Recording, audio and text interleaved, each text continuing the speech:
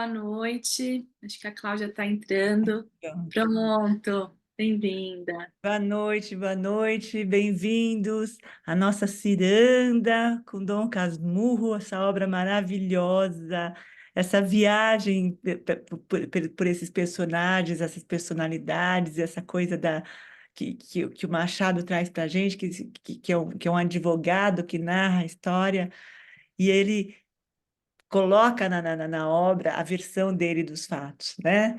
E é uma delícia, porque cabe ao leitor, né, entender esse processo. Tem muita gente que lê essa obra. Drummond, por exemplo, ele detestou a primeira vez que ele leu Dom Casmurro, depois ele se apaixona pela obra. Se a gente entra na obra sem entrar nas entrelinhas dos processos, sem mergulhar fundo no Machado, a gente passa despercebido dessa coisa maravilhosa. A gente deixa de se aprofundar nesses personagens. A gente até deixa falta conhecimento, né? Tem que ter um pouco mais de maturidade para poder entrar nisso, né? Tão bonito isso. É uma obra que ficou muito tempo no limbo, né? Recentemente é que foi reconhecida internacionalmente, e é só agora que o Machado está entre os melhores escritores do mundo.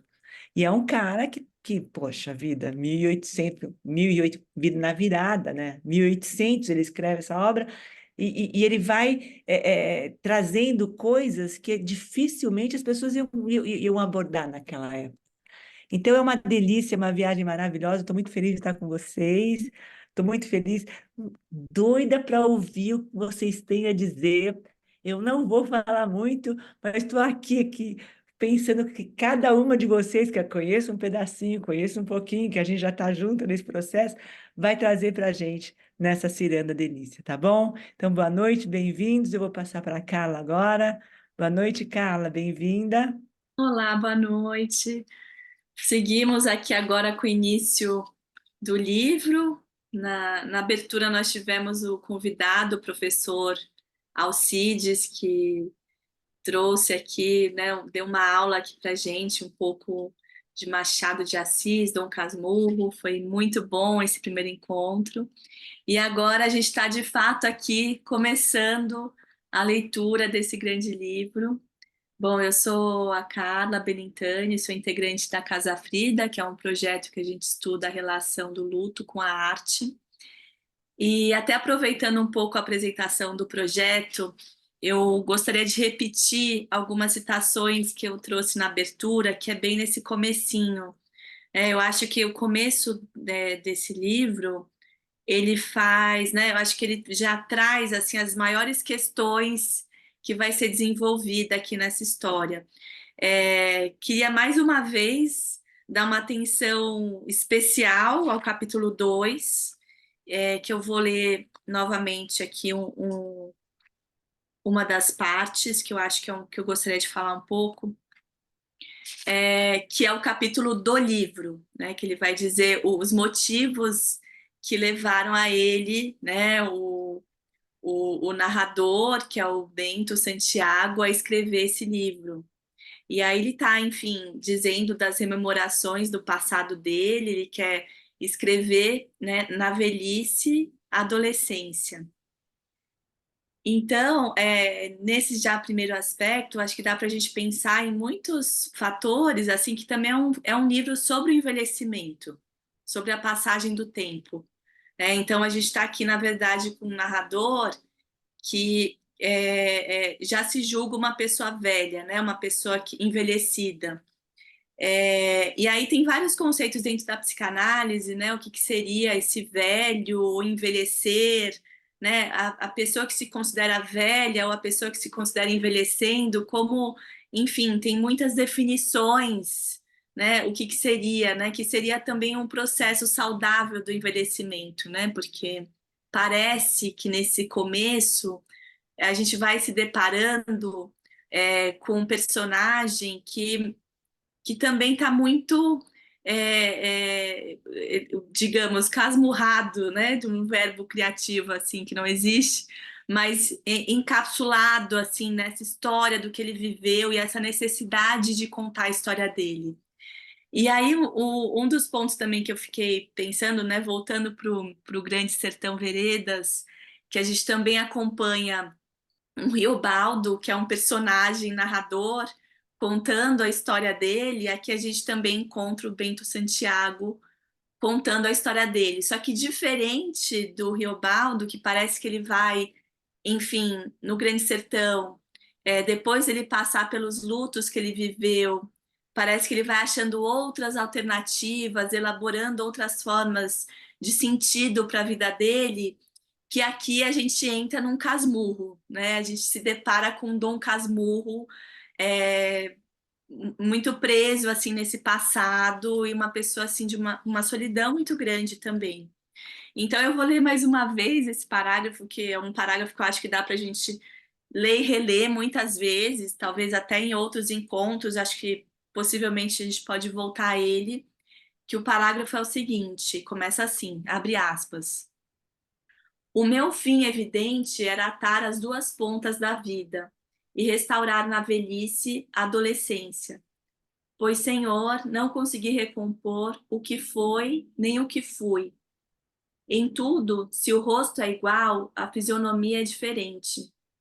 Se só me faltassem os outros, vá. Um homem consola-se mais ou menos das pessoas que perde, mas falto eu mesmo, e esta lacuna é tudo. Fecha aspas. Por que que eu estou voltando aqui nesse parágrafo, né? Que eu acho que tem uma fala principal para a gente pensar o que seria essa falta dele mesmo. Então, se a gente pensar até no processo dos lutos e das perdas, né, que desde quando a gente nasce até o final da vida, a gente vai lidando com diversas perdas, até a própria perda do envelhecimento, né, que também implica perdas no corpo. E aqui, ao invés de pensar, né, isso já é uma interpretação minha, mas num quadro saudável de um envelhecer, parece que a gente vai encontrando um personagem, se a gente pensar, claro que é uma ficção, esse personagem não existe, mas essa falta dele mesmo, se a gente pensar assim de uma forma mais aberta, eu acho que a gente poderia até considerar o termo o que seria uma melancolia, né? Que diferente de você passar por um luto, que você consegue trabalhar esse luto, porque o luto implica um trabalho, né? De você conseguir, enfim, encontrar outros sentidos, né? Poder olhar para essa dor de uma outra forma. A pessoa melancólica, ela tem uma tendência a mergulhar nela mesma, e esse eu mesmo fica muito hostil, né? E aqui a gente vai se dando conta de uma frase que ele mesmo percebe que tem uma lacuna, que é tudo, que é a falta dele mesmo, né?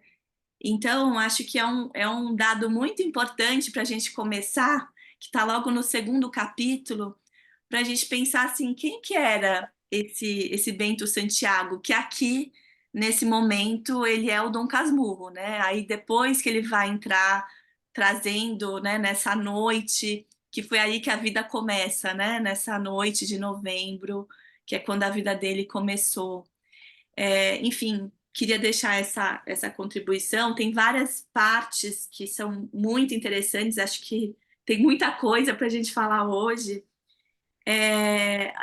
O segundo ponto, que também acho que é só nesse momento que ele vai citar, não sei se depois no livro ele volta, não me lembro, mas é esse lugar do pai. Como o pai, ele descreve essa passagem do pai em uma, duas frases, é muito rápido, né? Então, essa mãe que fica viúva muito cedo, com 31 anos, e esse pai que falece, né? Enfim, o pai morre. E depois, né, ele vai falar do pai, na verdade, contando a história do agregado. Esse pai não tem muita história, né? Um pai que não tem muito lugar na vida desse menino, já que agora ele está voltando a esse Bentinho, que ele vai dizer, né? Quando meu pai morreu, abre aspas, né? Quando meu pai morreu, a dor que o pungiu foi enorme. Disseram-me, não me lembra. Minha mãe ficou-lhe muito grata e não consentiu que ele deixasse o quarto da chácara, Ao sétimo dia, depois da missa, ele foi despedir-se dela. Aqui ele, aspas, aqui ele está falando do agregado, que está contando a história do agregado, que é o José Dias. Mas assim, a gente não sabe como é que esse pai morreu, o que aconteceu com esse pai, que história que ele tinha com esse pai. Então é um pai muito de passagem, né? Quase como se a gente não conseguisse muito entender que história teve esse personagem com o pai, um dos únicos momentos, né? Que aparece esse pai. E aí um outro ponto, assim, também, que eu acho que pode abrir uma boa discussão, é esse José Dias, né? Esse agregado. E que é muito interessante, né? Ele vai, o que amava os superlativos, né? José Dias amava os superlativos. E assim, pensar que nessa cena, né, logo no comecinho aqui do livro, ele está escutando o José Dias conversar, o agregado, né, conversar com a mãe, que é a Dona Glória. E ele não percebe que ele está atrás da parede escutando. E é um ponto que eu não tinha ainda me atentado nas outras leituras que eu fiz desse livro, que é o José Dias que alerta como um perigo o fato dele, né, tá muito próxima da Capitu e se tornar um perigo ao ponto assim, olha, veja bem, isso pode ser um perigo para essa vocação, você não vai conseguir cumprir essa promessa do seu filho para o seminário.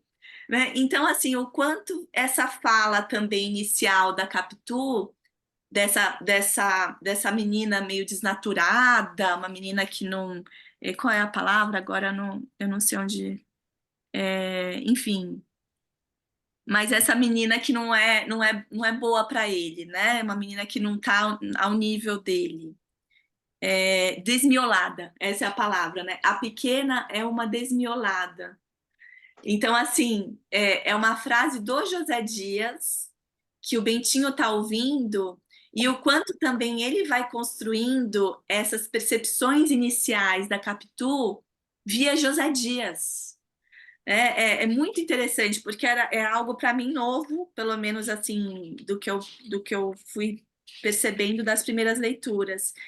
Enfim, tem vários outros aspectos, mas o que eu, voltando para essa questão do José Dias, no capítulo aqui, no capítulo 10 tem a frase a seguinte, que ele termina esse capítulo, é, abre aspas, mas não adiantemos, vamos à primeira tarde, em que eu vim a saber que já cantava, porque a denúncia de José Dias, meu caro leitor, foi dada principalmente a mim é que ele me denunciou.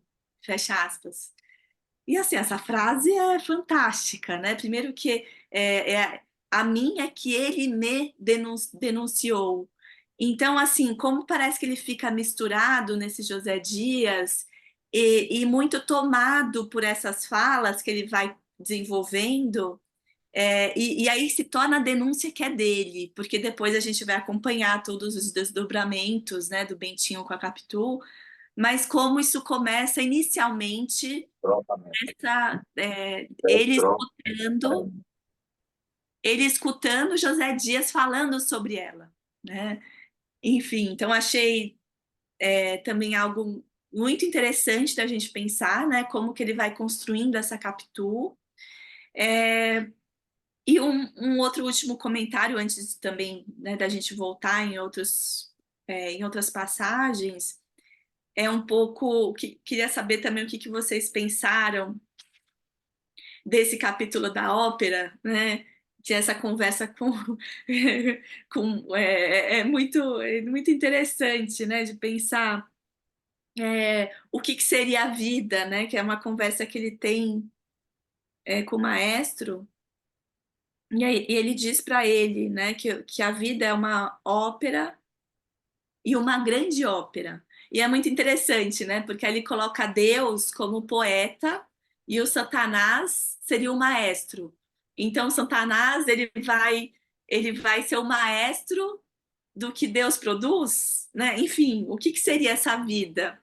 E aí no final é um pouco como se Deus você quer muito apresentar essa orquestra, então eu vou criar o planeta Terra para você, né? Então aqui você pode reger a sua grande obra, e eu até digo que tem coautoria comigo, né? De um tom muito irônico, muito sarcástico, assim, esse Deus, tá bom, então a Terra é uma produção nossa, né? Deus e Satanás aqui, que mais uma vez remete, né, assim, ao Grande Sertão, esse Deus e Diabo, e o quanto também ele vai dizendo um pouco, muito nas entrelinhas, dessa questão do plágio, da verdade, o que que é a verdade, e que é muito interessante da gente começar a ler também esse livro, tentando observar mais essas entrelinhas, né? Mas, enfim, tem várias outras situações que eu gostaria de seguir, mas vamos circular, queria ouvir vocês também, vamos ver o que que vocês foram pensando. E bem-vindos, que bom que a gente está aqui começando essa leitura, né, desse livro que é tão especial, que deu origem praticamente aqui às cirandas há quase 17 anos atrás. Há 17 anos, acho? 17 ou mais de 17 anos. A gente começou lá atrás com Dom Casmurro. Muito bom. Nossa, voltando a fita, né? E a gente relendo agora essa obra. É completamente de como é bom a gente ter outro olhar, uma nova versão, uma nova visão em relação. E a gente vai amadurecendo e vai enxergando de forma completamente diferente. Eu lembro uma declaração da Lígia Fagundes Telles que ela achava, né, que quando ela leu a primeira vez, ela jurou que a Capitu havia traído o Bentinho. Depois ela anistia a Capitu, né? É importante essa coisa da gente poder mergulhar nos processos e poder amadurecer para poder entender também. E não é uma e mais, é uma obra que é discutida, né, nos vestibulares, essa coisa toda. Quer dizer, o adolescente com essa visão, e a gente tem um Bentinho aí, meio que pré-adolescente, o adolescente, aí entra o Bento, né, o Santiago, e aí ele termina Dom Casmurro, e numa solidão, como disse a Carla, absurda. E o José Dias, para mim, é um puxa-saco, um sem vergonha, é um agregado mesmo, ele fica lá mamando em todo mundo. E aquele cara que a gente conhece, esses personagens a gente convive diariamente, que ele fala o que o outro quer ouvir. Aquele puxa-saco inteligente, né? Aquele que está em todos os lugares sem estar. É um personagem maravilhoso, cheio de nuances, cheio de história. Mas eu estou aqui, vamos ouvir um pouquinho de vocês, para que vocês possam trazer a visão de vocês para a gente. Então, vamos começar a fazer a roda girar. Está aberta a nossa ciranda. Leila! Oba, bora! Olá, tudo bem? Muito bem, bem-vinda, que delícia, bem-vinda, Contente de Leila. estar aqui. Boa Ah, que noite para bom. você. Beijão para Carla. E eu queria até contar também rapidinho o seguinte: eu fui, não sei se vocês foram na ocupação do Machado de Assis no Sesc Paulista. Sesc Paulista não, no Centro Cultural da Fiesp, né? E tinha uma coisa muito legal lá nessa ocupação, que eles imprimiram, editaram um livro, um livrinho. E esse livro é muito legal, porque assim, além de ter trechos, né, de várias das obras, da Capitu tem a parte dos Olhos de Ressaca, né? Mas tem outros autores, autores novos, né? Autoras principalmente, que escrevem se reportando a alguma das obras, né? Então, é um trabalho assim primoroso. Eu fiquei tão contente de ter ganho esse livro, consegui dois, um dei de presente para uma amiga. Eu vou ver se eu consigo passar algum dos textos que são muito legais, né? Então, contar isso. E assim, é fantástico o trabalho, né? É maravilhoso, e eu sempre me encanto demais com a capacidade de escrita, que coisa maravilhosa, né? Inclusive do humor, né? A Carla estava falando exatamente desse agregado. Esse agregado é para acabar, né? Ele é, claro, um mau caráter, né? Mas ele é sutil, ele agrada, ele seduz, né? Ele sabe que a Glória quer mandar o filho lá para o seminário, e por isso ele faz todo esse lobby, né? Para poder estar sempre recebendo as boas graças dela, né? Quando o marido morreu. Mas assim, eu selecionei alguns trechinhos, entre eles o da ópera também, eu achei fantástica esse capítulo 9 que é o da ópera, né? O 8 e o 9, né?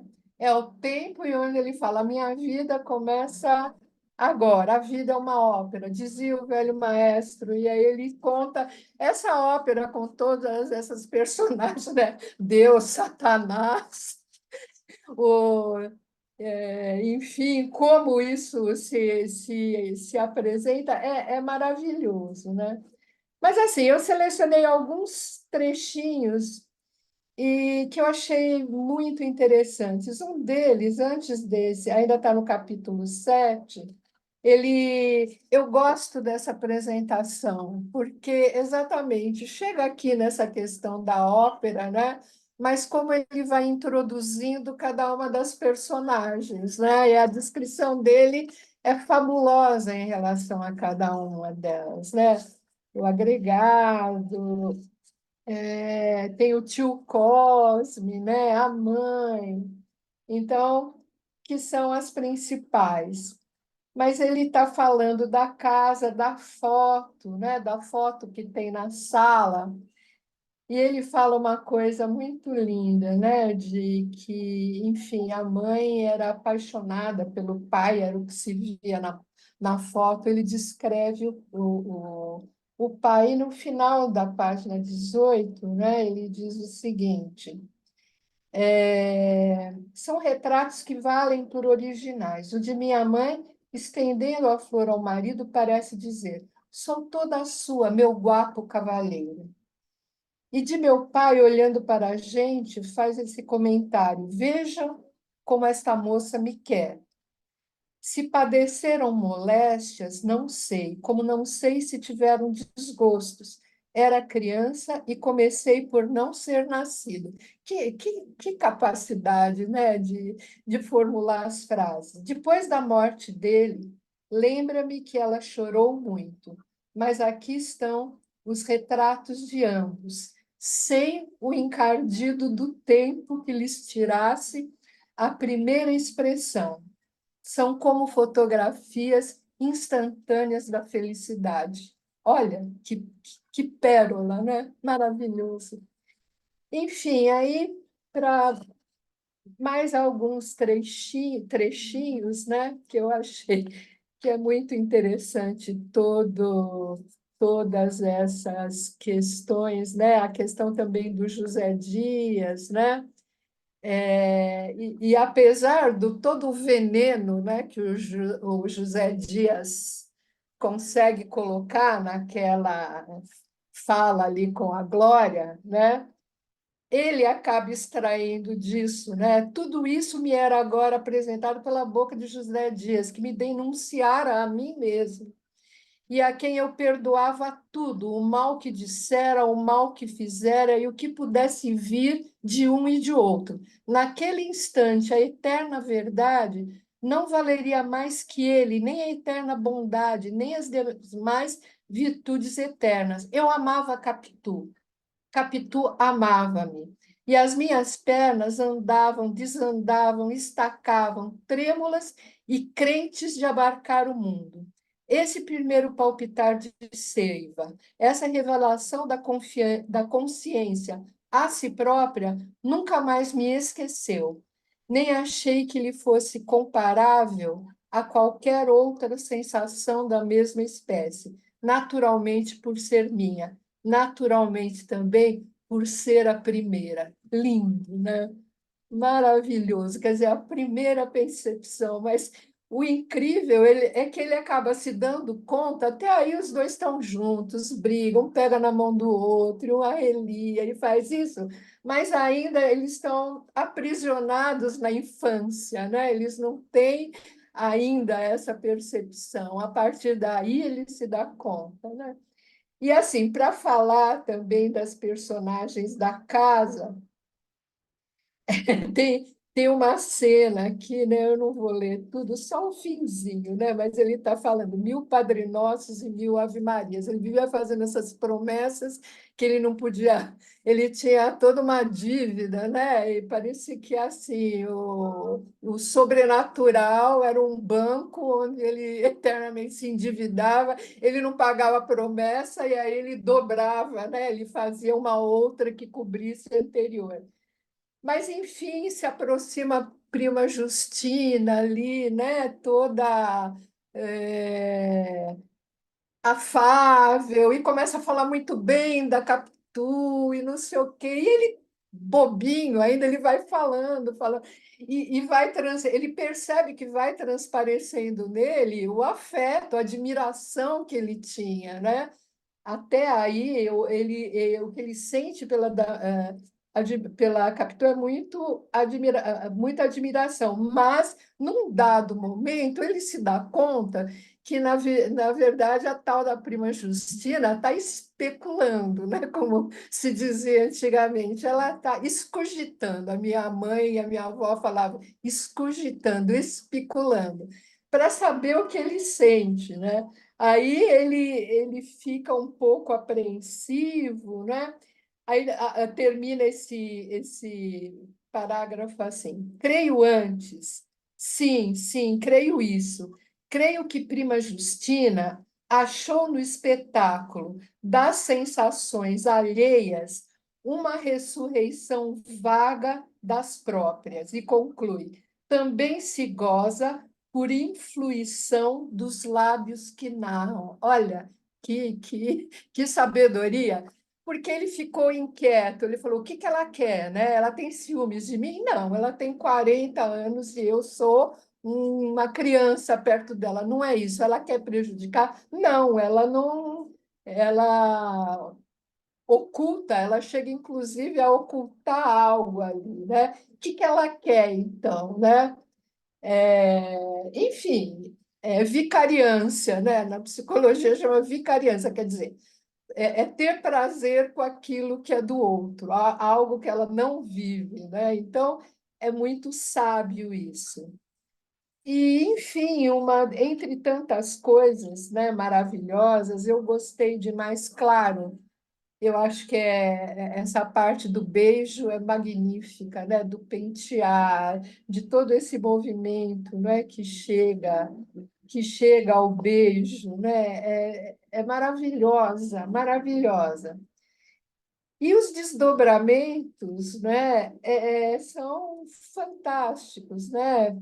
Só para correr um pouco mais adiante, na página, o beijo está aqui, né, no topo da página 56. Na página 57, ele diz: eis aqui um que não fará grande carreira no mundo, pelo menos que as emoções o dominem. Assim, apanhados pela mãe, éramos dois e contrários. Ela encobrindo com a palavra o que eu publicava pelo silêncio. Olha, outra coisa fantástica, porque ela é mais falante e ela se organiza falando. Então, ela desata falar: olha que tonto que ele é, deixou meu cabelo todo desarrumado, belo cabeleireiro. E a mãe. Quer dizer, a mãe saca e não saca, mas o silêncio dele para a mãe falou muito, né?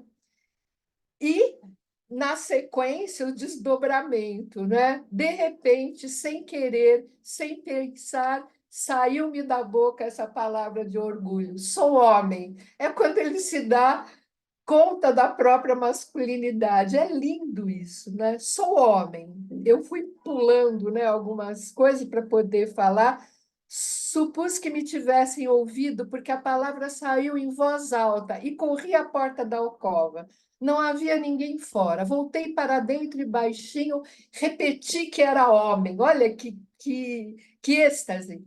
Ainda agora tenho o eco aos meus ouvidos. O gosto que isso me deu foi enorme. Colombo foi enorme. Colombo não o teve maior descobrindo a América.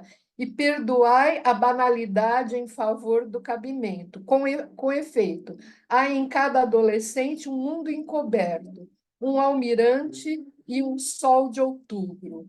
Fiz outros achados mais tarde, nenhum me deslumbrou tanto.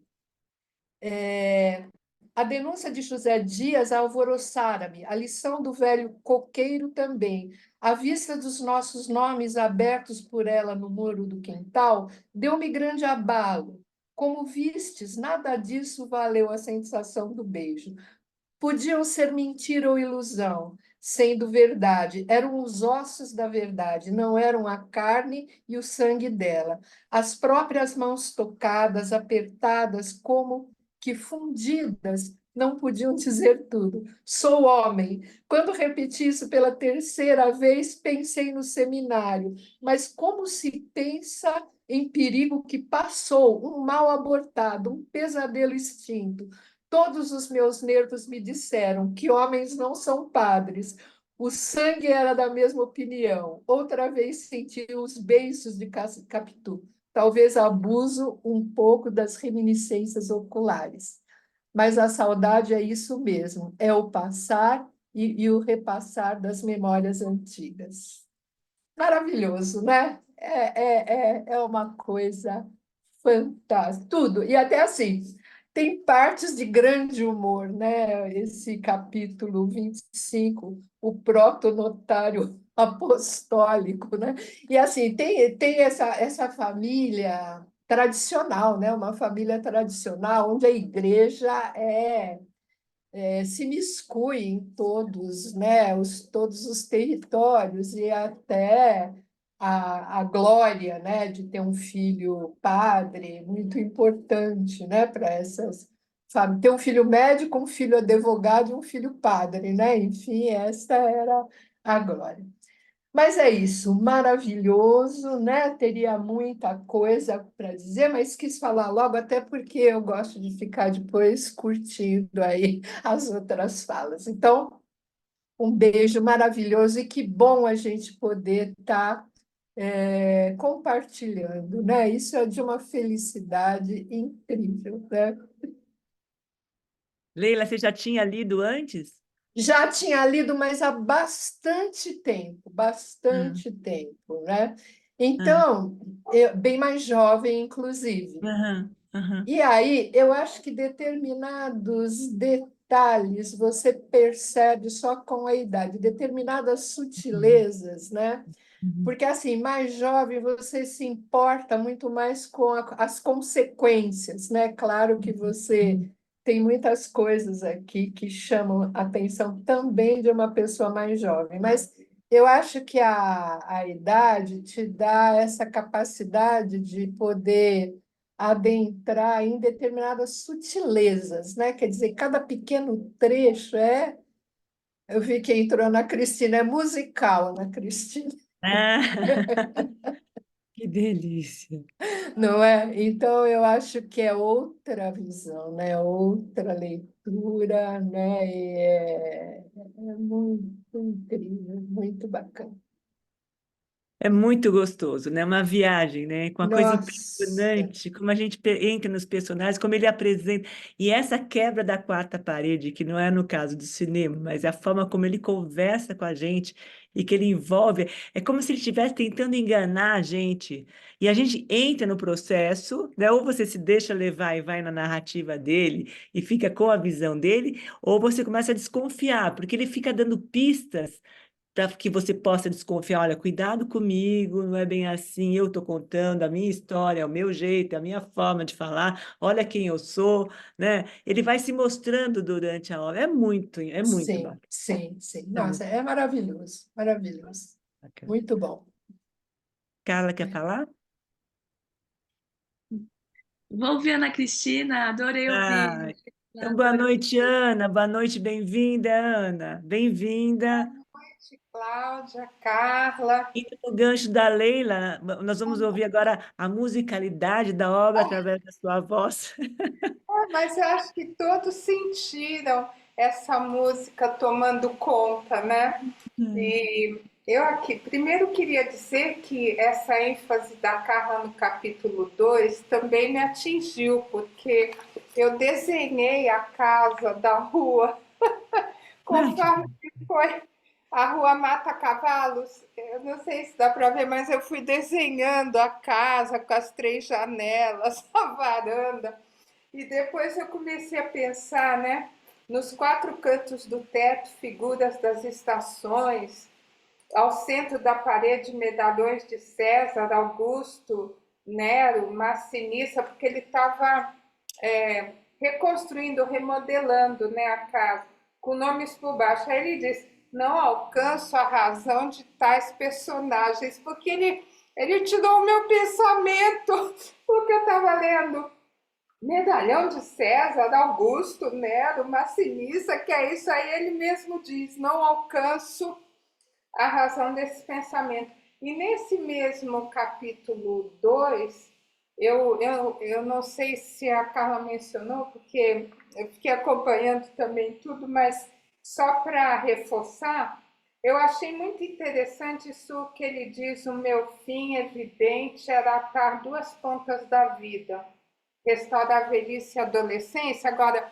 o que eu mais achei interessante desse capítulo, porque eu gosto sempre de descobrir aquela verve de alegria e ironia, ele diz assim: os amigos que me restam são de data recente, todos os antigos foram estudar geologia nos Campos Santos. Isso para mim reiterando o que já foi dito no capítulo 2, eu não posso deixar de pegar isso, né? E no capítulo Bom, a ópera. Eu queria só fazer uma menção aqui ao José Dias, que eu achei muito interessante que ele próprio se entregou, né? Que ele era um charlatão. Então eu até defini assim: José Dias, que não era médico, era um charlatão, confesso, porque o pai pediu para curar escravas e tudo, e ele disse que não podia, mas ele tinha esse dom de ser aceito e necessário.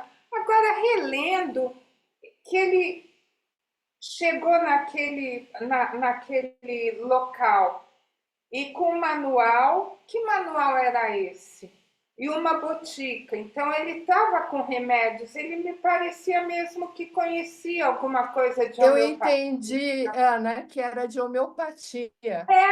Eu Eu acho acho que que é uma. ele, Tem um nome esse manual de homeopatia, eu não vou lembrar então, agora. levava um manual e uma botica. Então eu imagino e ele não aceitou pagamento, embora o pai ofereceu para ficar lá, e ele disse: ah, eu volto daqui a 3 meses, mas voltou dali 2 semanas. Então ele é realmente aquele agregado, confesso. Me lembrei muito, eu ia nas férias para Uberaba, que eu tenho uma família mineira, e lá em Uberaba tinha sempre esses agregados. Eu sou de uma família grande do lado do meu pai, lá Minas. Então sempre tinha os agregados vivendo. Então acho que devia ser uma coisa mais ou menos comum em tempos antigos de ter essas pessoas.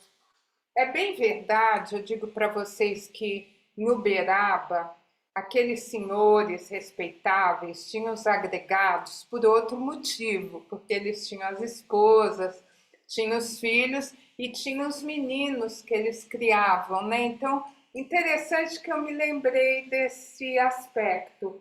Agora, Posso interromper um pouquinho, Ana Cristina? Eu pois tô com não.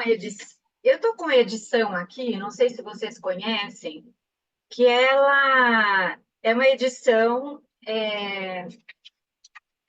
da Martin Claret, que ela é uma coleção, a obra-prima de cada autor, é uma coleção. Então, tem todas as versões eles vão citando notas de rodapé. E tem uma nota de rodapé especificamente sobre esse manual. Eu posso ler para vocês? Ah, sim, claro. Pode ser? Olha, Pedro Luiz Napoleão Chernovis, nasceu em 1812, morreu em 1881. Médico polaco, em 1840 veio para o Brasil, aqui permanecendo até 1855. Em 1841, escreveu em português o Formulário e Guia Médico, que ficou conhecido simplesmente como Chernovis, ou Manual. Lembre-se, desculpa que eu não estou enxergando. Lembre-se que Cirino, nossa, eu não estou enxergando, porque está bem no rodapé pequenininho. O Visconde de Toné, que escreveu Inocência, né? O Visconde de Toné também se vale de Chernovis para se fingir de médico. Então, era um manual conhecidíssimo aqui no Brasil na época, que os charlatães usavam, né? É isso. Então, tá também no Inocência do Visconde de Toné, o médico que também se fazia passar por médico usava esse Eu manual. Eu tenho a impressão que o José Dias, ele algum conhecimento lá ele tinha, porque ele também tinha essa capacidade de cativar as pessoas. Agora, chegando no o resumo da ópera, né? A gente usa muito essa expressão resumo da ópera. Nossa, eu li deliciada esse resumo essa ópera desse tenor que no final de toda a narração o, o, o nosso autor conclui que há filósofos que são tenores desempregados, né? Então, eu achei muito interessante.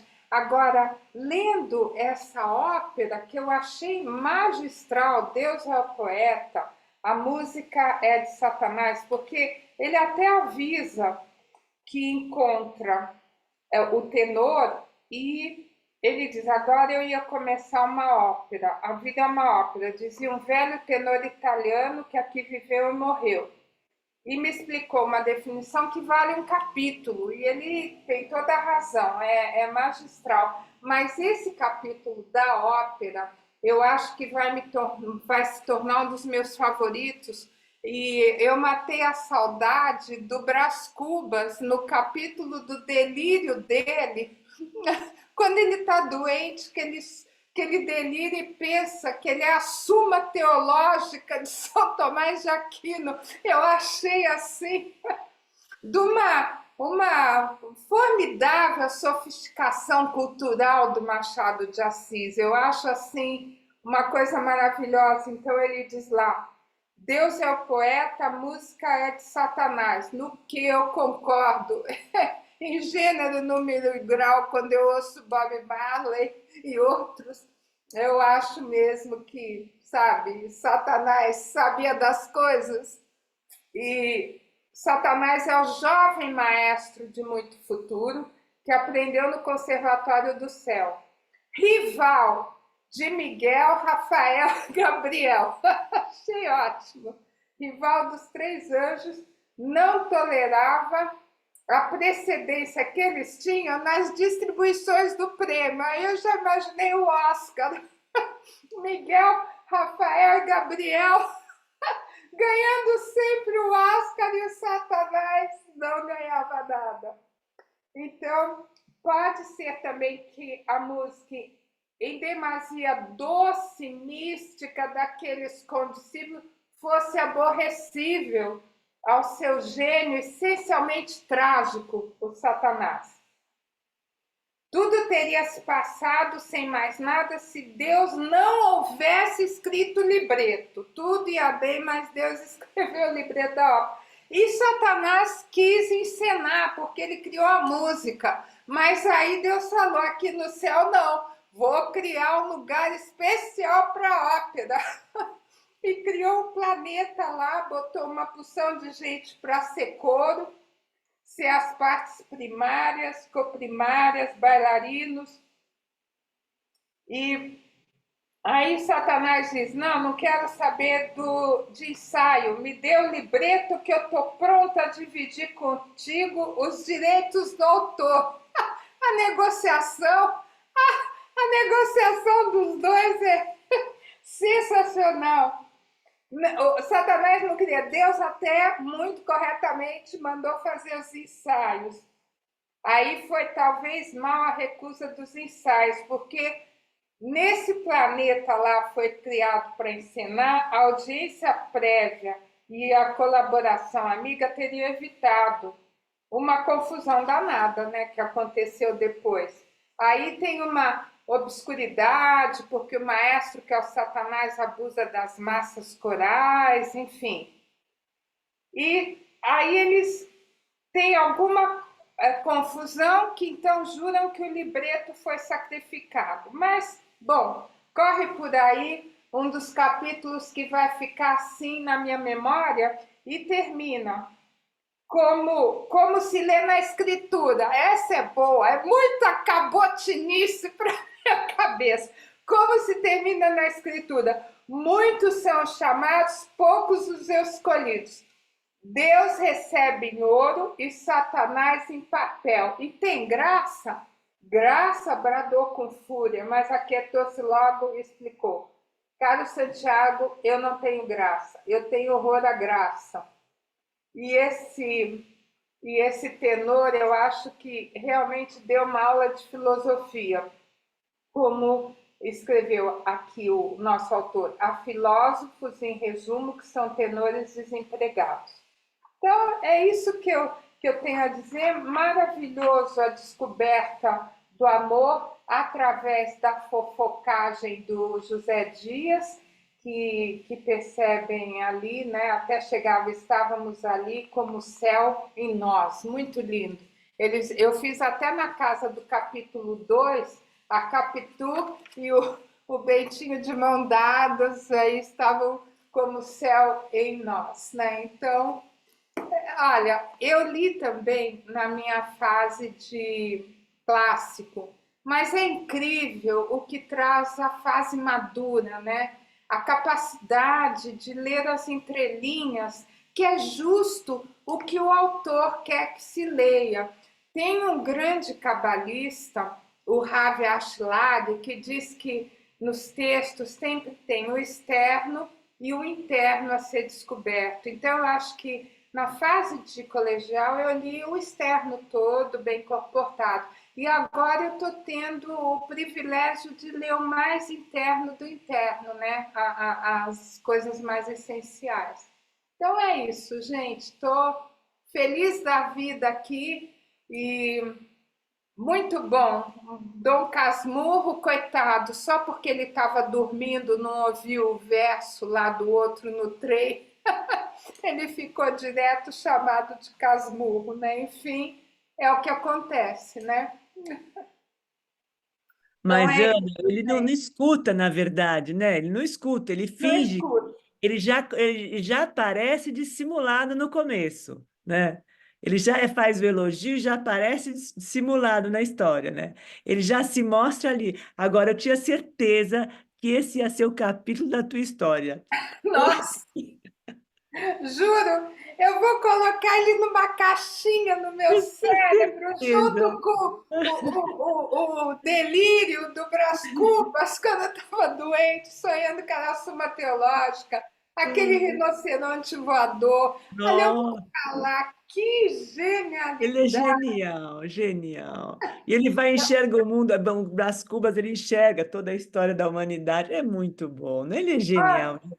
E é, genial, e é um gente. insight, é muito bom. É muito bom. Feliz da vida de estar aqui e gostei demais da apresentação, nosso professor ali dando as pinceladas. É verdade que ele pincelou geral tudo, né? Eu levantei quase já relendo o livro, mas bárbaro, foi muito bom mesmo. Ótimo estar aqui. Obrigada. Ana, eu adorei tudo que você falou, assim como a Leila. Eu fui anotando várias passagens que eu também gostaria de tentar complementar um pouco. Mas acho que eu tô agora. Eu tenho o meu escolhido aqui. O escolhido é o José Dias. Vou voltar para o José Dias. Até nesse capítulo que você traz, que você também cita, né? que ele chega como esse médico homeopata, né?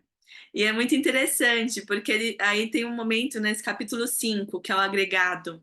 Ele suspira e acaba por confessar que não era médico, era um charlatão. E para servir a verdade, menti. Essa frase, para mim, né, para servir a verdade, mentir, também diz muito dessa história, né? Porque é uma história sobre o que é a verdade, né? Quem são esses personagens, quem que era Capitu.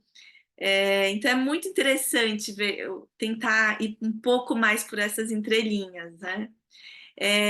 E aí uma outra coisa também que eu achei muito bom, adorei esse capítulo da ópera. Parece até que ele cita Apocalipse, né? Uma hora assim, o destino é que o mundo vá se destruir, né? Isso tudo aqui vai ser demolido por utilidade astronômica.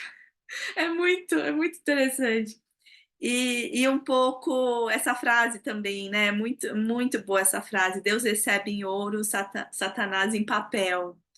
Como os dois recebem, né? De formas diferentes, né? Dessa ópera que é a Terra. E aí eu vou subir um pouquinho, que eu acho que a Leila fala muito desse encontro, que é lindo, né? Encontro da Capitu com Bentinho, mas eu vou numa das passagens mais emblemáticas assim das frases desse livro, que é o capítulo 32, que é o Olhos de Ressaca. E vou ler um pedacinho aqui para vocês. Deixe ver os olhos, Capitu. Tinha me lembrado a definição que José Dias dera deles. Olhos de cigana oblíqua e dissimulada. Eu não sabia o que era oblíqua, mas dissimulada sabia. E queria ver se podiam chamar assim. Fecha aspas. Enfim, esse capítulo continua, mas é muito interessante como o José Dias que dá essa definição do olhar da Capitu. E aí ele toma isso para ele, né? Ele fica, bom, ele quer ver os olhos da Capitu, ele quer entender o que é essa cigana oblíqua, né? Dissimulada ele sabia, né? Então vai construindo já nesses capítulos iniciais, quase como se fosse preparando a Capitu para que o leitor acreditasse que ela é mesmo uma mulher dissimulada, né? Com olhos de cigana oblíqua, né? Então é muito interessante, ao mesmo tempo é muito poético, muito bonito, né? Que mostra esse encontro dos dois. E aí tem uma segunda parte também nesse capítulo do 32, que também é lindo, que é Retórica dos Namorados. Dá-me uma comparação exata e poética para dizer o que foram aqueles olhos de Capitu. Não me acode imagem capaz de dizer, sem quebra da dignidade do estilo, o que eles foram e me fizeram. Olhos de ressaca? Vá, de ressaca. É muito bom, né? Então, assim, pensando até o que vai depois, o que seria essa ressaca, né? Depois até com a chegada do amigo, né? Enfim, da morte desse amigo, que o Alcides também comentou na abertura. Mas é muito interessante como ele brinca muito com as palavras e deixa tudo com muitos sentidos, né? As frases têm múltiplos sentidos. Então, a gente fica um pouco assim, o leitor, né? Que sentido será que cada um vai dando para essa história, né? Porque podem ter tantas interpretações. E acho que essa é o grande é a grande alegria desse livro, né? Porque ele vai te levando um pouco num labirinto, né? Assim, de qual caminho então você vai acreditar, apesar de que, né, ele tende a chamar para a versão dele, que é a versão do Bentinho contando a história, né, desse narrador.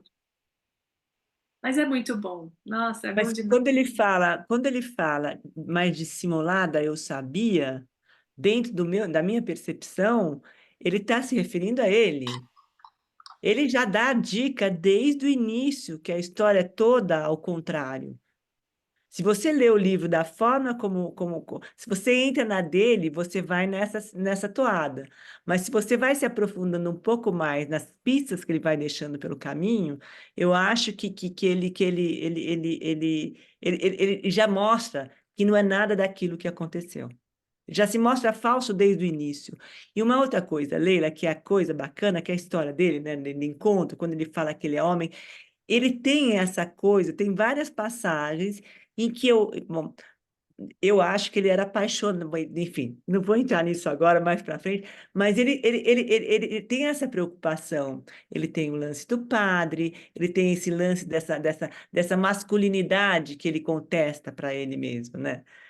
Então, ele vai construindo uma história por trás da história, que quanto mais a gente fuça, quanto mais a gente penetra, quanto mais a gente vai descascando a laranja, mais a gente vai tendo uma percepção completamente diferente. Eu acho isso genial, genial. É uma viagem muito linda. Bom, Não, e também eu queria lembrar que tem um ressentimento e uma culpa pairando no ar, porque a mãe, ao perder o primeiro filho, promete o segundo para ser padre e uhum. acaba não acontecendo. Então a mãe tem essa culpa. Eu acho que o Bentinho, ele de alguma maneira tem o ressentimento dele, dentro dele da história de não ter cumprido o que a mãe, que ele curtia tanto, né? Aliás, a Casa dos Três Viúvos, né? Que a gente tem que lembrar o Cosme, a Uhum. prima. Então, acho que tem um pouco de uma culpa também enredada aí nesse contexto, né? Só para completar. Mas são várias vertentes que a gente vai. Então, eu estou curiosíssima para saber como é que a gente vai desvendar cada uma de vocês a olhar para essa história, né? Eu tenho uma opinião meio diferente do processo, mas eu vou deixá-la mais para frente, que eu vou trabalhar com ela com vocês. Mas vamos ouvir a Maria. Maria, bem-vinda, Maria. Oi, boa Bem-vinda à nossa noite. ciranda. Boa noite. Para não dizer que eu não falei das flores, né? Que bonito. Então, assim, ainda falando no estilo, na genialidade da escrita, né?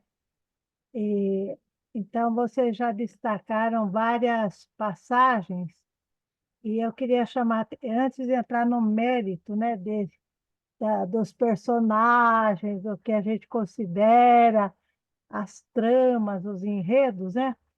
Eu queria trazer no capítulo 14, a inscrição, a forma, então, genial, poética, o uso das palavras comparando com as questões que um padre teria que enfrentar, que o futuro padre, né, ele começa na página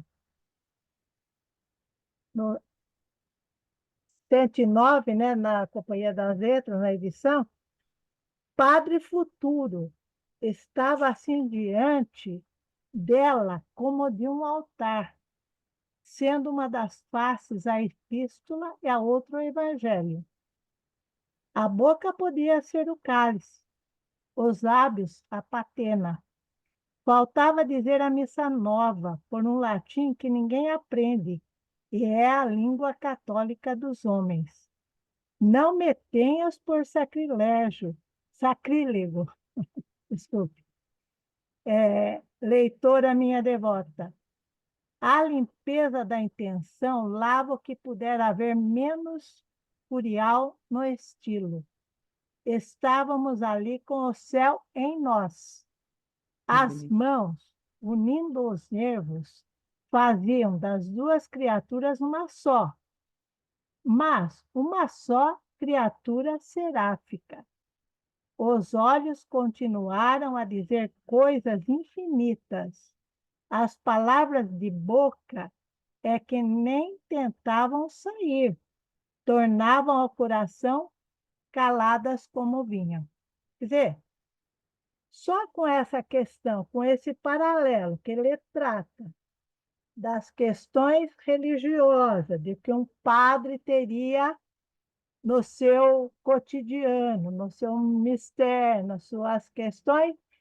Ele traz, então, como é que uma comparação, uma metáfora que poucas pessoas, né, são capazes, né, gente? Então, é por isso que a gente se debruça num livro como esse, a confraria escolhe, etc. e tal.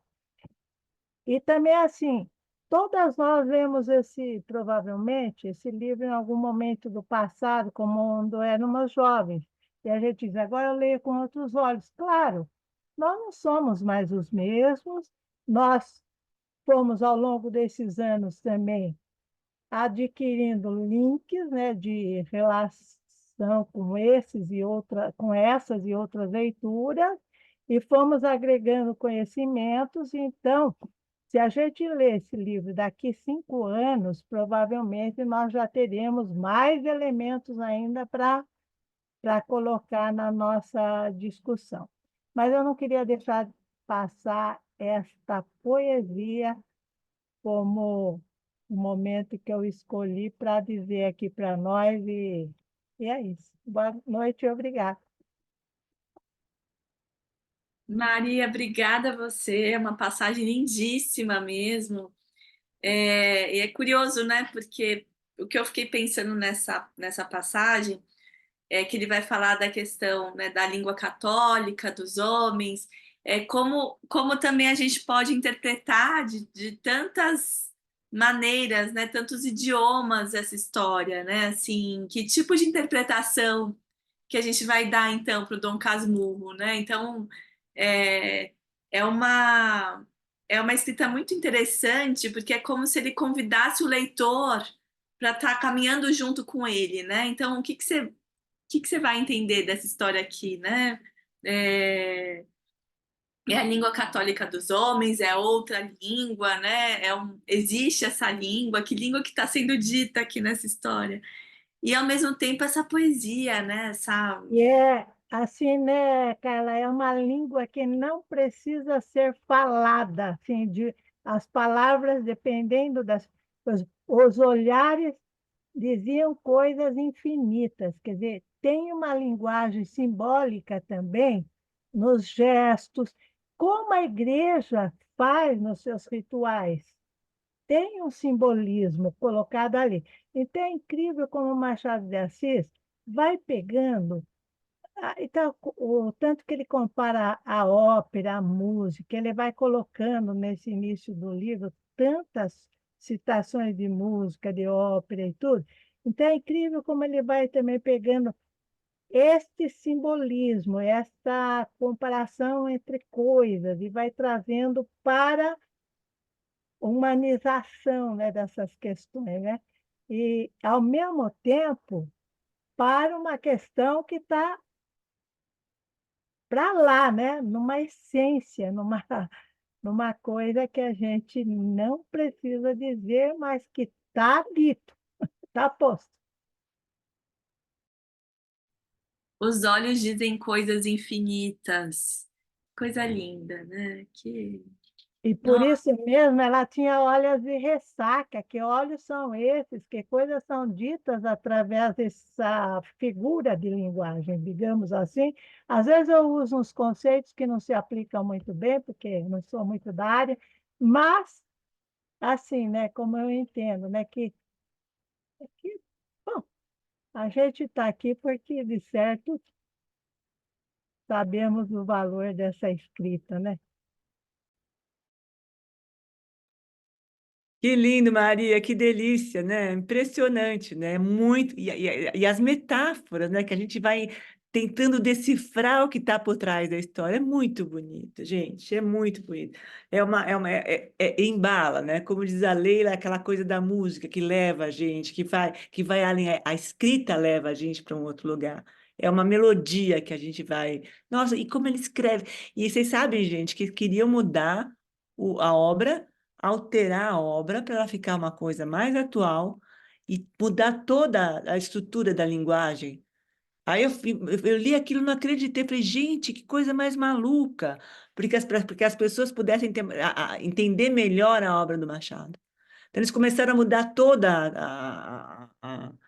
a forma, a escrita, para que as pessoas pudessem entender de forma diferente. Eu falei, meu Deus do céu. É como pegar uma obra, um quadro e jogar uma lata de tinta em cima, né? Impressionante. Nossa, mas ele escreve muito. É muito bom. E a Diva, depois você coloca para a gente no bate-papo o teu livro. Fiquei curiosa com essas histórias também. Eu não tenho eu tenho várias versões, mas essa daí eu nunca não tenho, não conheço. Então, Cláudia, eu estou aprendendo muito, porque, assim, diferentemente da maioria, eu Ah, nunca tinha lido esse livro. Eu, na juventude, eu não gostava de ler, eu lia o que eu era obrigada, e eu comecei a ler quando as minhas filhas começaram a ler na escola, e aí hum, eu comecei a ler tudo que elas liam, eu comecei a ler, né? E aí adquiri o gosto pela leitura, pela literatura. E essa edição aqui, então eu não tinha o livro aqui em casa, né? E essa edição, muito bonitinha, é de bolso, inclusive. é de bolso, não sei. Eles fizeram uma edição de bolso de 300 volumes, com as principais obras de autores, Sei. essa editora, Martin Claret. E constituíram uma equipe de professores para orientar, né, a escrita dos livros. E aí tem muitas notas de rodapé. Então, Uhum. quando eu digo que eu estou aprendendo, eu sou de Franca, uma cidade que a padroeira é Nossa Senhora da Conceição. Eu aprendi aqui numa nota de rodapé que a Nossa Senhora da Conceição, que o aniversário é dia 8 de dezembro, ela chama Nossa Senhora da Conceição porque a Virgem ela não foi concebida, né? Na verdade, ela foi concebida o anjo Gabriel, quando vem avisar que ela vai ter um filho, ela não faz o ato que faz a concepção de Jesus, né? Então, a Nossa Senhora da Conceição a origem dela é isso, né? É não ter sido concebida, é isso. Então, eu estou aprendendo muito, porque, por exemplo, quando a Ana Cristina conta, né, da figuração da casa, né, da sala, as estátuas têm o significado de cada estátua aqui em nota de rodapé. Então, eu estou até demorando para ler, porque eu quero ler tudo, eu quero aprender sobre tudo, né, que está aqui. Então, para mim, está sendo uma experiência muito interessante, porque eu tô entrando pela primeira vez nessa obra e de um jeito muito aprofundado, porque tem rodapé dizendo na edição tal está escrito assim, na edição tal está escrito assim. É Ah, muito interessante. Mas eu que bacana. coloco sim. Obrigada, Diva, obrigada. Eu queria só pegar um gancho um pouco que a Diva trouxe, pensando nas notas de rodapé. O capítulo 2, eu não sei o que até estou compartilhando aqui com vocês para a gente pensar junto, que é sobre do livro, né? Esse capítulo 2. E aí, na hora que ele começa a descrever a casa de Mata-Cavalos, da rua de Mata-Cavalos, e aí ele vai falando, né? Da das janelas, da varanda, salas. Aí ele diz assim: na principal dessas, a pintura do teto e das paredes é mais ou menos igual. Umas grinaldas de flores miúdas e grandes pássaros que as tomam nos bicos de espaço a espaço. Nos quatro cantos do teto, a figura das estações. E ao centro das paredes, os medalhões de César, Augusto, Nero e Massinissa, com os nomes por baixo. E aí ele diz: não alcanço a razão de tais personagens. E aí tem aqui uma nota de rodapé sobre essa passagem. É, deixa eu só achar ela aqui. Aqui, ó. Que, contando um pouco desses personagens, né? César, Augusto, Nero e Massinissa. Os três primeiros governaram Roma. Júlio César, ainda na República, Otávio Augusto foi o primeiro imperador romano e Nero o quinto. Massinissa, por sua vez, era rei da Numídia e aliado dos romanos. A pedido da própria mulher Sofonisba, mandou-lhe uma taça de veneno para que ela não tivesse que se submeter aos romanos que haviam derrotado o seu povo. E aí até queria perguntar para vocês, né, o que vocês pensaram desse Massinissa, né? Que a esposa pede para ser envenenada, para ela não para não se submeter aos romanos. E aí eu fiquei pensando muito nessa da Capitu também, né? Assim, o quanto é, o Bentinho acaba envenenando ela, né?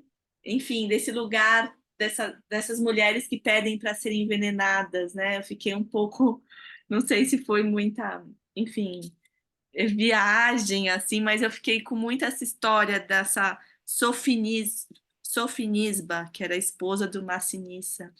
Não sei se, enfim, o que vocês acharam também dessa passagem, mas fica. Muito bom. Carla, eu completando uma coisa, pensando, refletindo nas figuras, né? A gente tem César com aquela história, a César o que é de César, Deus o que é de Deus, então a gente vai lá para a ópera, o ouro vem de Deus e o papel de Satanás, e o Satanás é o do inferno com labaredas, então tem o Nero também, né? Para instigar, eu acho que ele coloca assim como a Cláudia colocou, que é quase a anatomia de uma queda, o livro para descobrir. Então, eu acho que a nossa capacidade investigativa já tem, com o que você falou das figuras, essa massiniça, também é uma coisa que vem do nada. Da onde vem esse homem da Namídia, de repente, para o teto, junto com César, com Nero, com outro Alexandre, né? Acho que é esse. Não, Então, acho que ele já colocou aqui também muito César Augusto capazmente. Nero Massinissa. Sabe o que eu pensei? Eu pensei numa coisa assim, desses personagens. Massinissa eu não conheço, mas eu achei que essas casas os habitantes, né, os donos dessas casas, provavelmente deveriam, porque tinha também uma afinidade, né, uma intenção de mostrar requinte nessas casas e fazer, mesmo casas nem tão ricas, nem tão requintadas, elas tinham, né, as pinturas das casas antigas eram muito bonitas, porque tinha, eu lembro da minha avó era, né, tinha aquela barra, mas enfim, nessas de pessoas mais abastadas, digamos assim, acho que tinha uma intenção de mostrar riqueza, mostrar requinte, e eu acho, e ele, até por conta disso que ele fala, né? Ele fala um nome interessante. Qual é que ele fala aqui? Bom, ele fala qualquer coisa assim. Não consigo imaginar, né? Enfim, porque pitangas eles colocaram essas figuras lá em cima, né? Segundo a opinião dele, nada a ver, né? Mas eu acho que nada a ver mesmo, eu acho que tinha a ver exatamente com essa questão, o desejo de ostentação, de poder mostrar, né? Enfim, visitas que chegassem iam ver figuras romanas, né? Lá em cima. Agora, eu não consegui achar que elas tivessem alguma finalidade, né? Eu acho que assim, se fosse, a gente Mas, nunca ia Leila, só descobrir. lembrando que essa casa é a casa que ele construiu no livro, né? É a casa que ele Ou construiu, seja, o sim. que ele colocou lá é a construção de uma estratégia, né? Mas também de uma crítica, né? Eu acho que ele entra em vários capítulos, ele é bem crítico em relação a todas as pessoas, eu acho, né? Ele faz uma crítica. Eu acho que ele é mais benevolente apesar de tudo, a mãe, né? Ele dá uma certa desculpa porque a mãe perdeu outro filho, não sei o quê, mas a mãe faz essa condenação, tanto que ele se choca quando a Capitu descasca, né?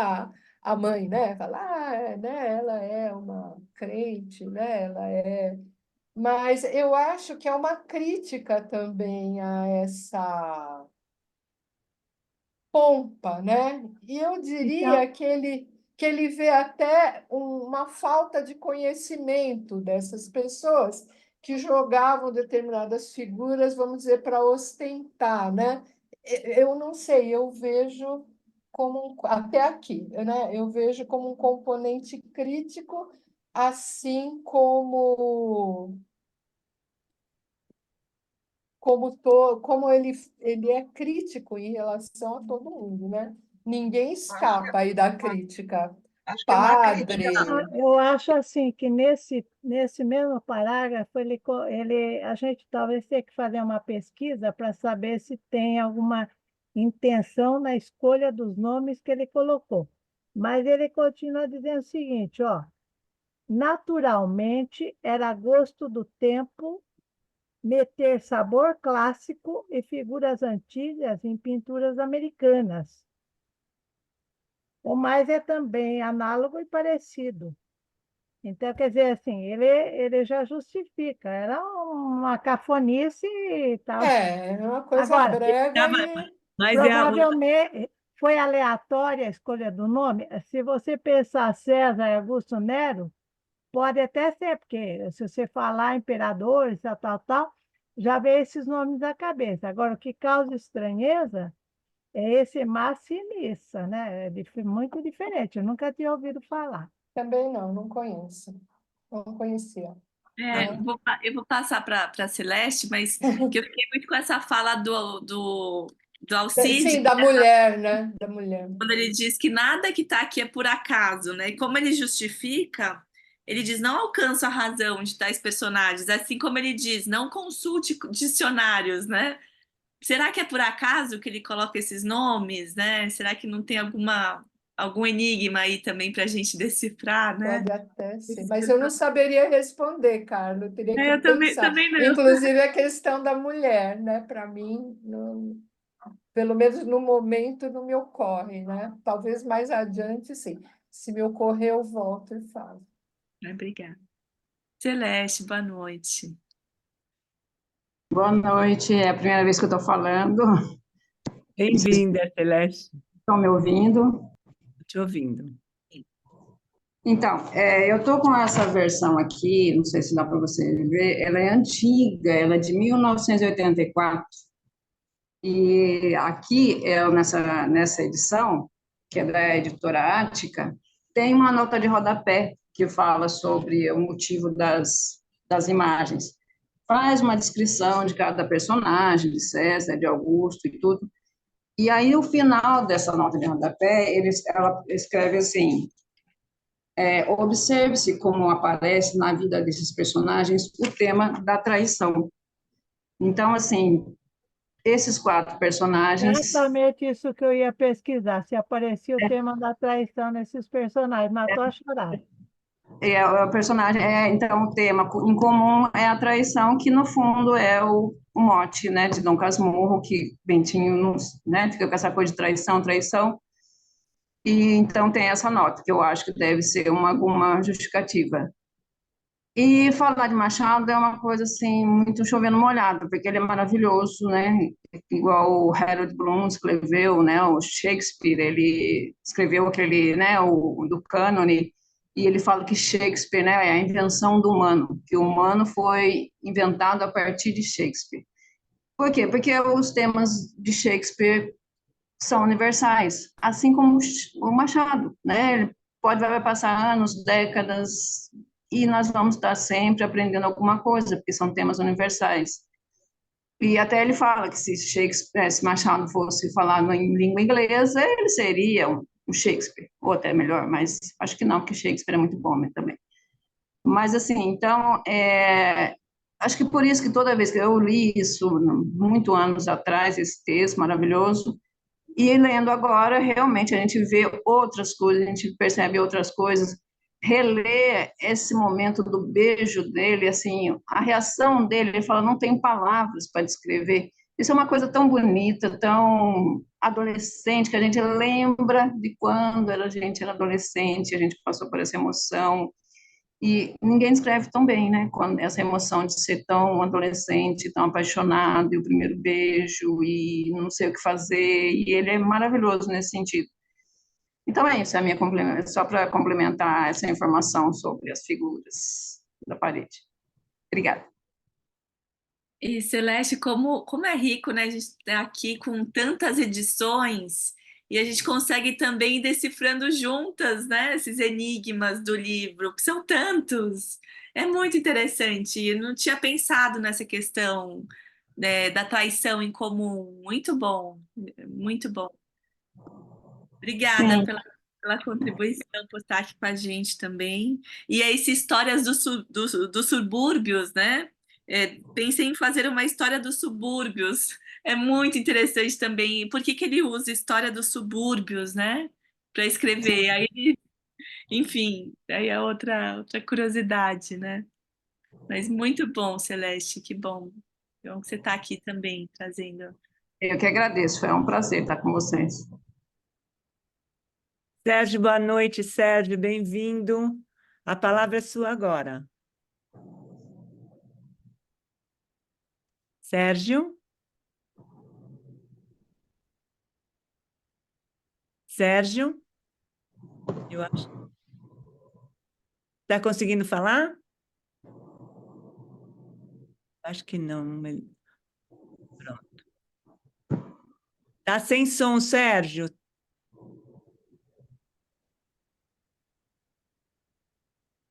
Ah, Pronto, ok. agora foi, agora está ok. Ah, agora deu certo. É que eu Bem-vindo, estou boa noite. meio.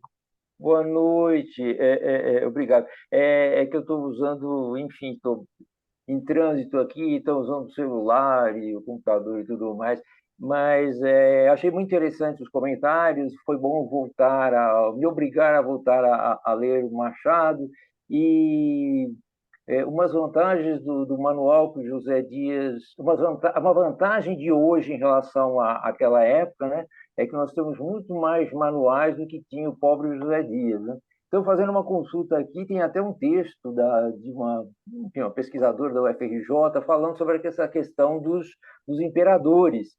E aí, como deixa eu ver, acho que é Carla, não tenho certeza, que comentou sobre o Massinissa ter matado a mulher, então, porque, na verdade, ela Massinissa, ele apoiava os romanos, ele lutou algumas vezes com os romanos, então ele matou a mulher porque ela era uma cartaginense, ou adepta dos cartaginenses, que eram inimigos dos romanos. E aí, no comentário dessa pessoa aqui, no estudo dela, ela fala justamente que os três primeiros imperadores foram traídos, né, pelas mulheres, enfim, por várias, enfim, por vários outros amigos, etc., né? E Massinissa aparentemente não, mas a mulher era o traía ideologicamente, né, pelo gosto dos romanos. Então é interessante ela fazer essa comparação, né, se isso teria a ver alguma coisa, como foi levantado, né, na questão da traição, né, da Capitu. Ou não, na verdade, como alguém colocou aí, pode ser simplesmente um gosto da época, de decoração da época, como hoje em dia algumas pessoas usam retratos, enfim, algumas decorações, mas que pode se gostar ou não, né? Mas que é comum, né? Bom, o meu comentário era sobre isso na questão dos imperadores, mas eu quero fazer uma defesa do José Dias, né? Porque me pareceu assim que há as pessoas se juntam contra ele. É, assim, a defesa no sentido de que, bom, o livro, e Machado é um filósofo, né? Enfim, toca em pontos incríveis, né? Então, cada capítulo é uma coisa assim que dá para se ler com uma profundidade e toca em pontos muito importantes, né, do ser humano. Mas o José Dias, particularmente, ele talvez seja bem descrito, desde os personagens secundários, ele é muito bem descrito, né?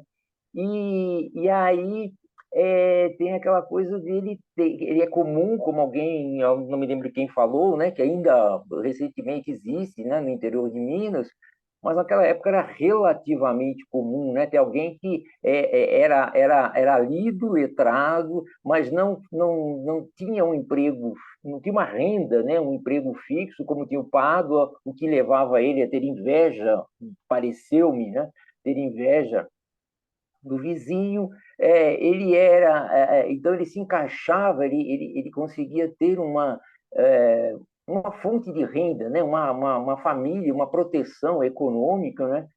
E, e é muito bom, e por aí vai, né? Ele tinha algumas, era lido, né? Posto de atropelo, e com isso ele ia pelos caminhos, né? Escaninhos da economia, do arranjo econômico, ele ia sobrevivendo e vivendo, né? E o mais interessante, eu vou terminar meu comentário dizendo, eu estou procurando aqui, e não lhe suponhas alma subalterna, isso falando sobre os Zé Dias. As cortesias que fizesse vinham antes do cálculo e da índole. Então, mesmo hoje em dia, fazendo os ajustes, há pelo menos algumas dezenas de milhares de José Dias, né? Talvez não tão lidos, mas que fazem um cálculo para sobreviver, né? E assim conseguem viver. Mas ele não era tão subalterno, porque quando colocaram se ele gostava, quem amava a família, né, do Bentinho, mas isso abaixo de Deus, né? Quer dizer, ele ainda se defendia. Mas esse capítulo que descreve ele, eu acho que se ler à luz da história, de uma descrição, eu acho que o Machado coloca muito bem um tipo, vamos dizer assim, de pessoa que se insere dentro da história, né? Da história com H, que sobrevive. E ele faz uma descrição ótima, me parece. Então, não queiram mal a José Dias, ele é apenas um ser humano sobrevivendo como pode, como consegue. Obrigado. Ô Sérgio, você sabe que antes dele lançar o Dom Casmurro, o Agregado foi um conto que ele escreveu. Mas eu não conheço, interessante. Antes disso, é tão importante o personagem que ele já existia num conto, existia, se eu não me engano, a mãe, a personagem existia já nesse conto, mas era essa coisa desse cara que era essencial para casa, mas ele se infiltrava também. Mas tem o conto, eu vou tentar achar o conto para a gente, eu vou Ah, para colocar no nosso próximo encontro, para a gente poder ter acesso a ele. Mas ele foi, antes do livro, foi um conto que se chamava O Agregado, e o personagem chamava-se José Dias também. Tá? então, é o próprio. Bacana, né? Bacana. Não é o próprio. Mas Eu queria obrigada. fazer um comentário muito breve da fala do Sérgio, que agora, né, há 17 anos eu tinha lido, e agora, para mim, o José Dias, ele é um dos personagens principais da história, assim, muito mais do que eu imaginava quando eu tinha lido lá atrás, né? Para mim, parece que todo o pensamento do Bentinho vem das falas que ele escuta do José Dias, né? A influência que o José Dias, que o agregado tinha sobre ele, né? Então é muito interessante, né? Como, enfim, esse lugar também, talvez, que ele ocupa de pai, não dá muito bem para saber. Maria Augusta, boa noite. Boa noite. Termina às 9. Ah, esse encontro. Então, eu vou deixar para falar da próxima vez, porque o que eu vou falar tem a ver com o contexto geral da obra, e eu vou me apoiar um pouco no que disse o professor Alcides Vilaça, aquela palestra maravilhosa, e também eu vou me apoiar no livro A Obra Aberta, do Humberto Eco, porque o Machado de Assis é realmente maravilhoso. E por que eu não vou falar mais? Porque da última vez eu peço desculpas, eu falei tanto e eu hoje estava ouvindo de novo, eu sempre vejo, e eu percebi que eu estava muito ansiosa. Mas eu pensei, a culpa não é só minha, a culpa é da confraria que coloca filmes e também e textos tão extraordinários que aí eu fico muito curiosa e eu quero ler. Um outro probleminha, que aqui eu vou até lembrar do Francisco. Eu vou falar Chico porque ele é o Francisco. Eu não vou muito pelo. Eu gosto das histórias, mas eu me prendo mais a forma como o texto é escrito. E só para dar uma dica, eu fiquei pensando assim, baseado no que vocês falaram, todas vocês. O importante, a história é importante de todos os livros, sim, mas muito mais importante, a forma que eu vejo, é como essa história é contada. Então, eu fico para o próximo encontro, eu falo um pouco, ok? Obrigada. Maria Augusta, não tem problema. A gente está aqui para trocar figurinha, para poder ouvir, para poder falar. Esse é o grande da confraria. E é uma delícia ter você com a gente. É que às vezes a gente tem que administrar o tempo. É difícil Com fazer ligação, certeza, com porque a gente tem certeza. o tempo e as pessoas, a gente quer ouvir todo mundo, mas é um prazer te receber, não se preocupa com isso, não. E é bacana isso, essa coisa de você ir atrás, de você. Não é só essa sede que a gente tem de se enfranhar nos processos, é maravilhoso. Mas delícia, então a gente vai te ouvir na próxima, Maria Augusta. Ok, Obrigada obrigada. obrigada pelo carinho. Maria Cristina, boa noite. Bem-vinda, Maria Cristina. Boa noite a todos. Eu vou ser bem breve. Eu só gostaria de comentar que, assim como a Diva, eu também não tinha lido Dom Casmurro. Aliás, eu acho que eu nunca li nenhuma obra de Machado de Assis. Mas eu sabia da história, porque eu acho que mesmo quem não lê, fica sabendo de uma forma ou de outra, né? Eu sabia da história. E eu fico muito feliz com todos esses comentários quando eu vejo que tudo que foi falado, ou pelo menos quase tudo, eu anotei aqui, eu sublinhei, eu fiz alguns comentários também. Aí eu fico pensando assim, puxa, então eu não estou errada. Quer dizer, coincidiu também com o pensamento, né, de todos que estão também participando. Outra coisa também que eu gostaria de comentar rapidamente é que uma vez, eu não me lembro exatamente o que eu estava lendo, qual era o livro, quem era o autor, ou se era apenas um artigo, uma pessoa disse o seguinte: quem quiser aprender português, leia Machado de Assis. Então, como eu gosto muito de idiomas, eu gosto muito de português, inglês, italiano, então, lendo o livro, eu constatei exatamente isso. Ao ler, a gente vai aprendendo muita coisa, não só a própria história, né, que é muito envolvente, mas aprendendo a parte gramatical, como a parte ortográfica, como que se escreve novas palavras e a interpretação, que é muito importante também, né? Então é isso que eu gostaria de comentar. E mais um pouquinho só. É uma verdadeira poesia. Eu acho que é uma verdadeira poesia. E o José Dias, eu acho que é aquele que, ao mesmo tempo que a gente fica assim, né, nossa, é um bajulador, é isso, é aquilo, mas, ao meu ver, é ele que impulsiona os acontecimentos, pelo menos até aqui, onde nós lemos, né, é essa impressão que me passou. É o propulsor, é aquele que dá o pontapé para as coisas acontecerem. É só. Obrigada e muito feliz de estar aqui com vocês. Obrigada a você, Maria Cristina. Que bom que tem pessoas lendo aqui pela primeira vez, a gente está junto. E é curioso, né? Mesmo quem está começando e quem já leu, parece que é um novo livro para todos nós, né? Isso a gente chega nessa conclusão, né? Então, de alguma forma, a gente está começando algo novo aqui juntos, né? E é muito Sim, bom. com certeza. Uhum.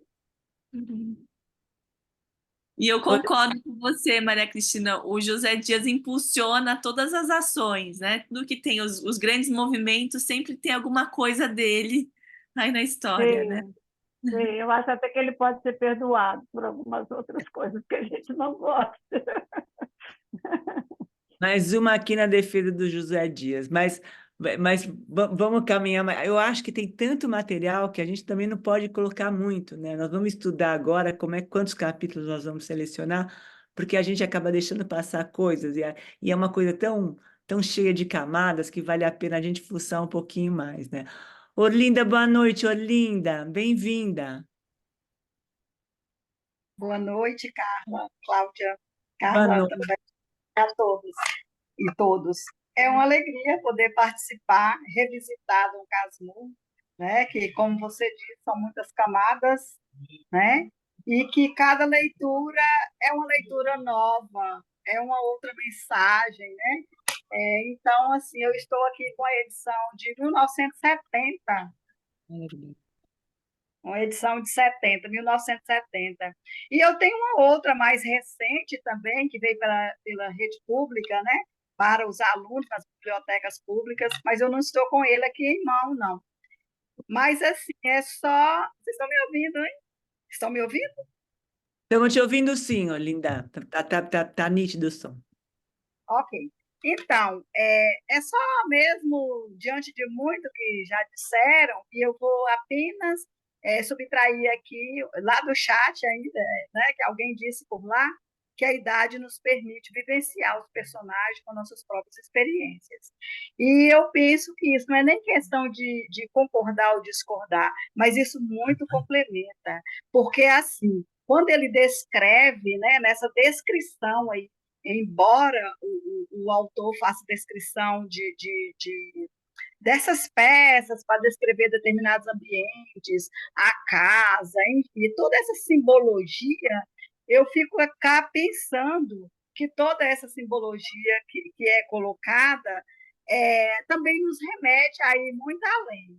Essa intertextualidade que faz, eu até de maneira talvez até proposital, é lógico, né, de vivências que o autor também tivera, né, em outros materiais lidos, em relação também a essa questão da religiosidade, né, essa questão desse conhecimento que tem também acerca, né, da Bíblia em si, que é a maior literatura, né, o maior livro, né, literário. Então, eu fico pensando muito que o autor carrega um pouco de si em suas obras. E Machado de Assis fez isso genial. Eu tive a oportunidade de ler pela primeira vez, foi na graduação do curso de letras, né? Eu não havia lido antes, mas os meus professores, né, assim, bons professores, claro, mas sempre falava Machado é Machado, mas Machado é Machado, eu ficava sempre em indignação comigo, mas o que é Machado? Mesmo que eu queria entender melhor. Mas, assim, partia de um pressuposto que, como todo acadêmico que estava ali soubesse, né, ou tivesse lido, tivesse tido essa experiência. Então, nas rodas de leitura, a gente vê, igual a colega citou aí, né, fez ainda essa relação a Shakespeare e a outros autores universais aí também, né, e teve alguém que diz, acho que foi no material posto lá, que alguém pediu que ela escrevesse algo, traduzisse, né, a obra de Guimarães Rosa, que é também um grande autor, e aí ela disse que ficaria com Machado, que ela não o trairia, né? Então a gente sabe que é para muitas leituras mesmo, né, que vai além daquilo que a gente lê, que é muito além, é muitas camadas mesmo. E a questão do agregado, eu fiquei pensando quando a colega colocou a questão do agregado, né? E também eu fiquei pensando naquela questão do agregado que tinha esse lugar de ficar cedido. Então, isso era muito comum também em outras décadas, em outros tempos, né? De também ficar ali cedido. Então, eu fiquei assim, não vou me aprofundar muito, porque eu não sei se foi nesse sentido, mas eu também fiquei também pensando cá que essa questão do agregado seria também aqueles que às vezes estavam ali nas terras alheias, nas terras de outro, né? Numa questão de cedido, né? Aquele espaço para ficar, como uma questão até de sobrevivência. E aí depois eu fiquei pensando ainda na descrição, né? Lá no capítulo 2, que fala assim: uso louça velha e mobília velha. Enfim, agora, como outrora, há aqui o mesmo contraste da vida interior, que é pacata, com a exterior, que é ruidosa. Aí eu fiquei muito pensando nisso, nessa questão do externo, daquilo que está externo e daquilo que está interno, né? Que aí a gente... eu acho que cada leitor, né, ele vai no mais profundo de si, tanto para compreender, como para também,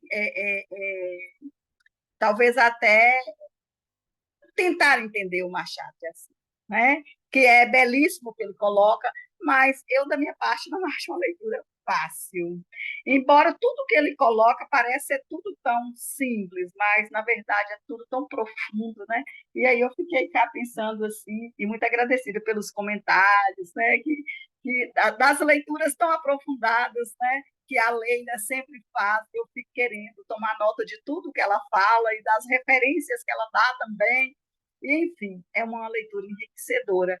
E vou me preparar melhor para os próximos, né, encontros também e reler até algo que, diante das colocações aqui feitas, eu acho que vale a pena muito, agora no iníciozinho já, tomar essa leitura também de maneira mais profícua. Muito obrigada, era isso. Obrigada a você, Olinda, obrigada por participar. E é tão bom a gente poder fazer essas escavações, né?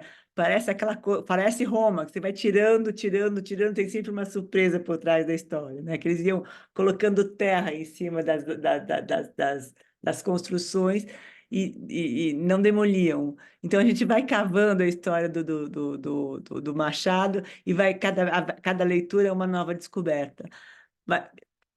Oi, Leila. É só um comentarinho que eu queria fazer. Ah, Como todo mundo falou muito das edições, aham. das várias edições, o meu é super recente, porque o meu antigo eu não tenho mais. Eu comprei na segunda-feira, até para poder ler para esse encontro, né?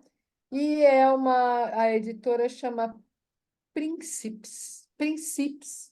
Nunca ouvi falar, mas enfim, como eu tinha que comprar outros tantos, o meu critério foi o preço. Que esse é a única coisa, é simplesinho.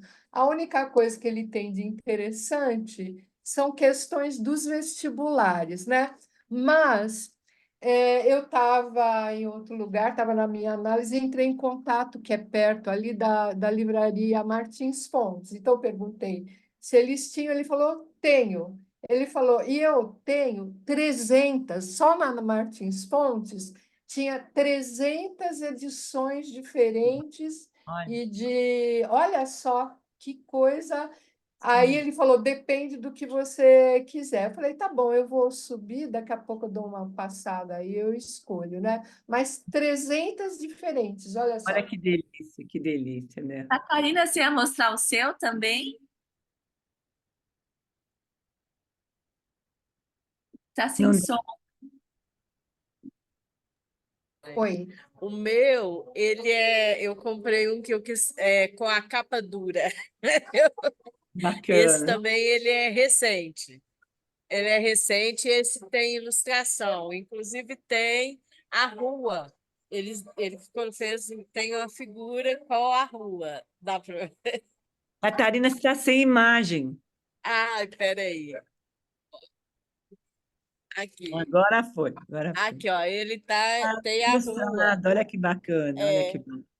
que ele descreve. Então, esse tem várias ilustrações, assim. Aí eu Bacana. achei interessante porque eu já tinha um antigo, de quando eu li na adolescência. Aí ele já estava todo velhinho, as folhas já estavam começando a soltar. Eu falei assim: não, agora eu quero um de capa dura. Aí eu peguei e comprei o primeiro de capa dura que eu achei. Ai, que delícia. Que gostoso. Bom, menina, Olinda, você quer falar? Olinda já falou, né? Olinda quer falar mais? Não, é que eu não consegui abaixar a mãozinha, eu fui Aí eu abaixar abaixo, a pessoa. não tem problema. Bom, gente, então é isso. Eu queria agradecer vocês, agradecer essa cirana maravilhosa, a presença de vocês, essa coisa da gente poder escavar, poder interagir, poder descobrir, poder pesquisar, poder. Uma delícia, uma delícia. A gente não tem muito ainda, não sabemos ainda, em função da agenda da confraria, não sabemos ainda se vai ser na última quinta-feira do mês de abril.